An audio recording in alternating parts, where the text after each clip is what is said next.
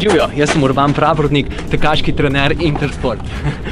Priložnost sem imel testirati ta dva para tekaških copat. Gre za Saucony Glide 9 in Asics Luminous. Ta dva modela sodita oba dva v razred klasičnih, stabilnih tekaških copat.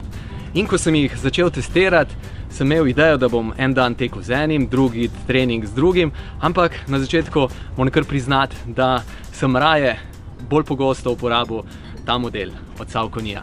Zakaj? Zato, ker je bil v tem predelu, ker je ta model v tem predelu nižji in tudi mehkejši od Asics Luminusa, kar za 1 cm tu nižje objema gleženj. Ker sem nekoliko bolj občutljiv na to pritiskanje v petni del, pri ahilovi tetivi in objem, sem se kar mal bal, da bi si morda poškodoval ahilovo tetivo, ker sem jo že lansko leto si enkrat z enimi trdimi opetnikom enih drugih tekaških copat dejansko nadražil, sem torej bil bolj previden. Ampak z časom, najprej sem torej s temi predvsem hodil, s temi večinoma tekel, tako sem v tem času nabral 300 km s tem copatom in okrog 200 km s tem. Sčasoma se je tale trši opetnik omehčal in zdaj preprosto brez kakšnih predsodkov obujem ta copat in z njim z veseljem tečem naprej. Če gledam naprej, v čem se razlikujeta, ta je lažji, ta je 55 gramov lažji od tega modela.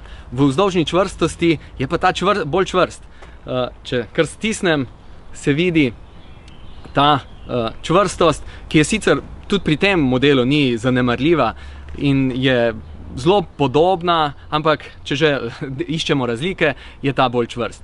V prednjem delu je ta model od Sauconyja Glide širši od Luminusa in ga torej priporočam bolj tekačem z širšim stopalom, da ne bi imeli težave z otesnitvijo živcev. Potem naprej lahko še ugotavljamo višinsko razliko peti prsti, v čemer se nepomembno razlikujeta. Kljub pretečenim kilometrom sta oba dva modela ohranila to svojo svežino, mladostno svežino in verjamem, da bom z njima še pretekel mnogo kilometrov. Uživajmo v teku, obutev to ali pa morda celo kaj tretjega.